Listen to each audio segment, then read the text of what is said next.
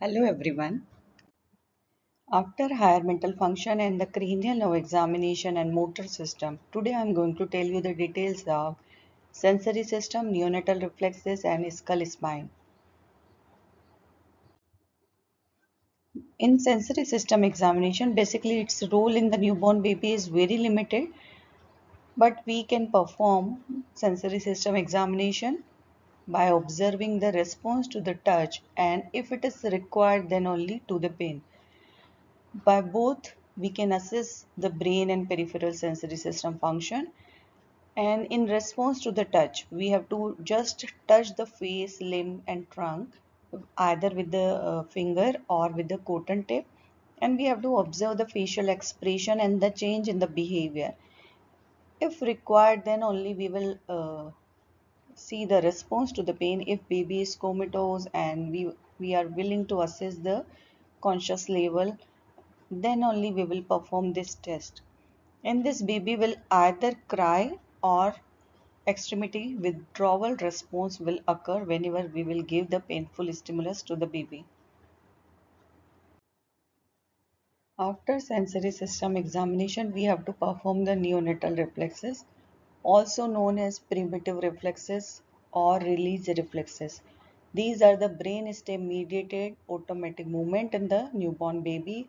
It's begin during the antenatal period around the 25 to 26 weeks of gestation age and fully present in the full term baby at the time of birth, and it disappears when the brain is mature and voluntary motor activity movements replace the primitive reflex. So we have to perform Moro reflex, Palmar grasp reflex, plantar, stepping, walking, sucking, rooting, tonic neck reflex, galant reflex, glabellar all are considered as a neonatal reflexes. There is a long list of neonatal reflexes. Today I am going to tell you the details of these common reflexes which we routinely perform in the newborn baby. So in Moro reflex, we have to elevate the head of the baby up to the 45-degree angle from the bed. And then suddenly we have to drop, but we have to remember we have to quickly support the head of the baby over our hand also. And we have to see all three components of the Moro reflex. So here in this video you can see first component which appear around the 28 weeks of gestation age is opening of hand. It is the first component. Baby is opening the hand, fanning of finger occur. And second component is abduction and extension of upper limb occur, which is appearing at around 32 weeks of gestation age. And third component is adduction and flexion of upper limbs, which is appear around 36 to 37 weeks of age. So whenever baby is preterm, then all three components will not be there. Depends on the maturity of the baby. If baby is less than 28 weeks of gestation age, no Moro reflex will be there. If baby is more than 28 but less than 32, means between 28 to 32, then only opening of hand first component will be there. If baby is more than 32 weeks of gestation age but less than 36 weeks of gestation age, then two components will be there. First opening of hands and second abduction and extension of upper limb. When the baby is full term, fully mature, then only third component, adduction and flexion of upper limbs will be there. And after all three component, baby cry. And this Moro reflex persists up to 4 to 6 months of the age. And after that, if it is persists, then it is abnormal and we have to find out the what neurological problem baby is having. So we label the incomplete Moro reflex whenever baby is preterm and having the less than three components. Not all the components are there. There are various etiology which lead to the abnormal Moro reflex. Example, absent and depressed Moro reflex can be there in a full-term baby if having the cerebral depression. Example, in birth asphyxia, because of hypoxic ischemic encephalopathy, baby is having the cerebral depression, and absent Moro reflex can be there. Exaggerated Moro reflex is also present, which suggests that baby is having the cerebral irritability. It is present in hypoxic ischemic encephalopathy grade 1. We label the incomplete Moro reflex whenever the maturity of the baby is less than 36 weeks, because all three components will not be there in the preterm baby. An asymmetrical Moro reflex, whenever we are eliciting the Moro reflex only present on the one side of the limb, not in the other limb. So it can be due to the local pathology, example brachial palsy, fracture of the clavicle, humerus will lead to the asymmetrical Moro reflex. So in full term, healthy, normal baby, always Moro reflex will be there, which suggests baby is having the normal brain function, and this will persist up to 4 to 6 months of the age. Beyond this should not be persist. Otherwise, it is abnormal. To elicit the Palmar grasp reflex, here in this video you can see we have to insert our index finger into the palm of the newborn baby, and we have to give the gentle pressure to the palm also. In response to this, flexion of the newborn's finger occur. This reflex fully mature and appear around the 25 weeks of gestation age and disappear around 3 to 4 months of age. And when it disappear, baby develop the hand regards at 4 months, then bidextrous grasp at 5 months, then unidextrous at 6 months. If this reflex is present between 26 weeks of gestational age till the 3 to 4 months, it considered as a normal.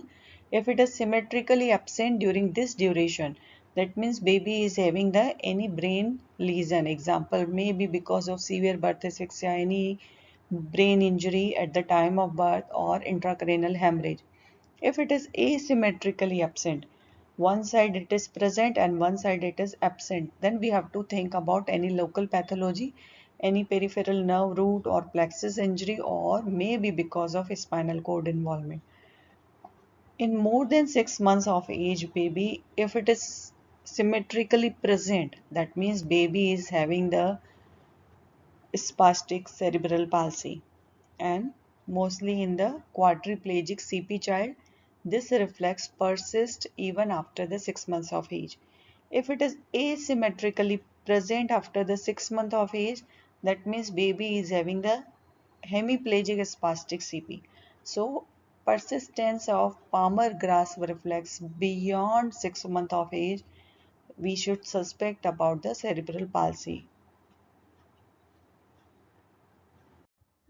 Here you can see how to perform the plantar grasp reflex. We have to place our finger or thumb against the sole just behind the toes of the newborn baby. In response to this, there is a flexion and adduction of newborn toes occur around our finger. And this reflex appear at 25 weeks of gestational age and disappear by the 6 to 9 months of age. If this reflex is present between 26 weeks till 6 months, that means it is normal. If it is absent during this period, then possibility of spastic cerebral palsy can be there. If it persists beyond 1 year of age, then chances of that baby may be having the athetoid CP or mental retardation. For stepping reflex, here in this image you can see we have to hold the baby in upright position with soles should touch the surface, and in response to this baby will move the lower limb as walking or dancing. So movements of the lower limb up and down occur when the sole is touching the surface. This reflex also known as walking or dancing reflex. This reflex appear between 28 to 30 weeks of gestational age and disappear by 3 months of age. And normally this reflex again reappear between 10 to 12 months of age. If this reflex is absent during 30 weeks to 3 months of age, if asymmetrically absent, then we have to suspect any peripheral nerve root, plexus injury or spinal cord injury.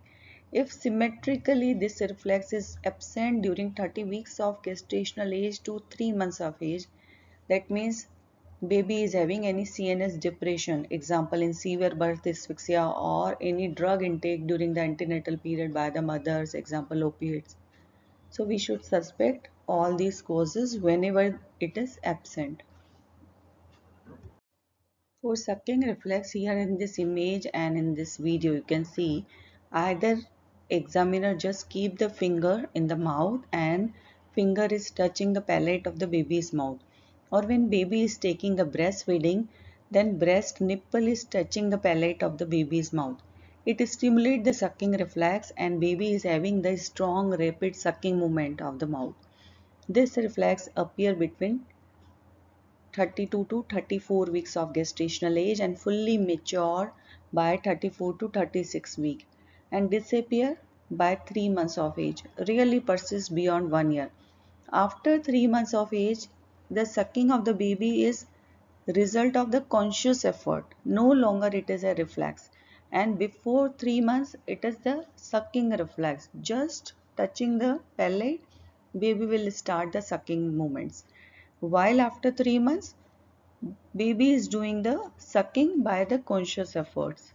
As the brain is mature, this reflex is disappearing.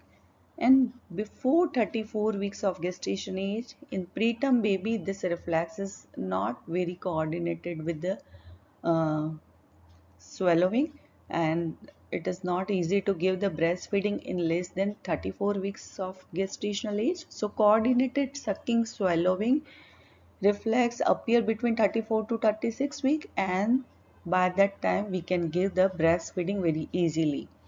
This is also known as sucking, swallowing and breathing sequence, which is mature by the 34 weeks of gestational age.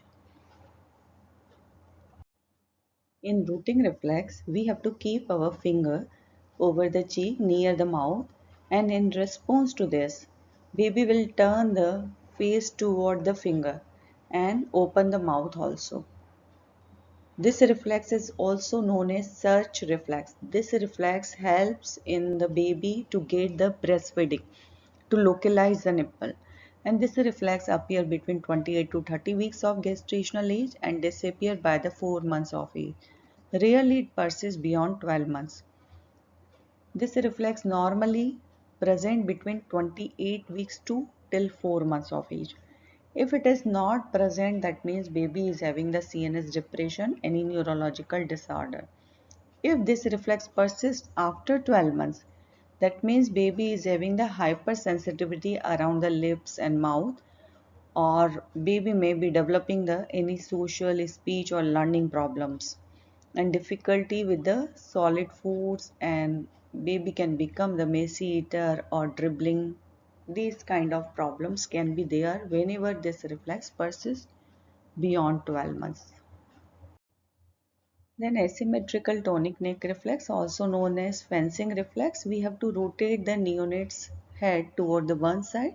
In response to this, extension of the extremities toward which we have turned the face will occur, and the opposite side of extremities will show the flexion, both upper and lower limb.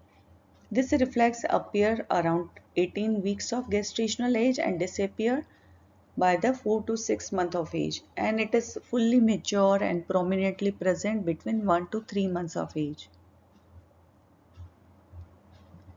If this reflex is absent between birth to 6 months, that means baby is having any neurological disorder, and baby will also have the delayed growth and fine motor development.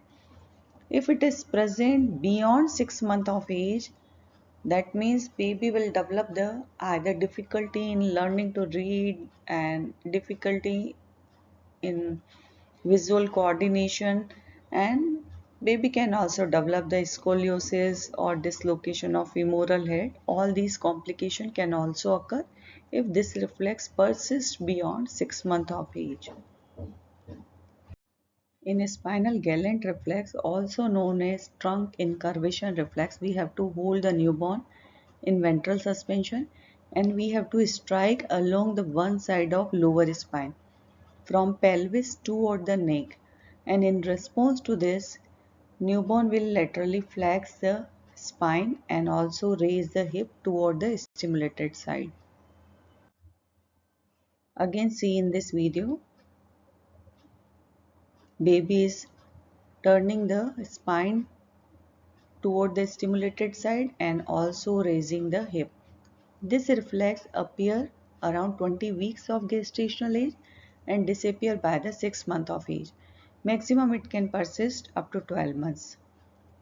If it is absent between 20 weeks of gestational age till 6 months, that means baby is having any neurological problems. Example in severe birth asphyxia, intracranial hemorrhage. If it is symmetrically present or persists after 12 months, then baby will have the various problems. Example, gait and postural abnormality, ADHD, bed waiting. If asymmetrically present beyond 12 months, then gait problems can be there. Then in last, skull and spine should be examined in the CNS examination. So we should do the inspection and palpation of the skull spine. Then we have to measure the head circumference. Fontanel should be palpated. Then suture line should be palpated. Here in this image also you can see this is anterior fontanel, this is posterior, and this is the metopic suture, this is coronal suture, this is sagittal suture, and we should palpate all these suture line and fontanel, and in last auscultation of skull should be done. So in the skull inspection and palpation, we should palpate the skull for any swelling which is present at the time of birth, maybe because of the birth trauma, example Caput succedaneum, cephal hematoma, subgaleal hemorrhage, and then we have to palpate the fontanelle and the suture lines. By this image you can understand the scalp swelling. These are the layer of scalp. First is the skin layer. Below the skin, this is the subcutaneous space. Below this it is epicranial aponeurosis, and this is periosteum dotted line. This is the skull bone, and this is a periosteum, and this is dura, and this is the brain tissue. Whenever at the time of birth, because of the pressure on the fetal head during the delivery process, serosanguinous fluid is collected in the subcutaneous space, it will lead to the swelling, and it is known as caput succedaneum. It is crossing the midline, present at the time of birth, generally resolved by 72 hours of life. No complication occur because of caput succedaneum. Now because of the trauma at the time of delivery, bleeding can occur in the subperiosteal space between the skull bone and periosteum, and this swelling resolve by few weeks to few months after birth. It generally take the 1 to 2 months, and this swelling is not crossing the midline. And we have to counsel the parents also, because this swelling takes the few weeks to few months after birth to be resolved, and this can lead to the exaggerated jaundice, and also sometimes anemia can occur because of cephal hematoma. Sometimes because of the trauma at the time of birth, emissary veins are ruptured in the subgaleal space. It leads to the subgaleal hemorrhage. This swelling present between epicranial aponeurosis and periosteum. This is huge swelling compared to the caput and cephal hematoma. And this swelling can lead to the life-threatening complications also. Example, patient can develop the hypovolemic shock or sometimes severe anemia. So close monitoring is required. This is suggesting epidural hematoma. It is a rare in neonate, except whenever there is a neonatal head injury occur, which is very rare, and this is between the outer layer of dura and skull bone. So you have to remember all the scalp swelling, and you have to examine the newborn to see any scalp swelling is present or not. Here in this image you can see this is the bogey swelling crossing the midline present at the time of birth. It is caput succedaneum. This swelling is also similar caput succedaneum.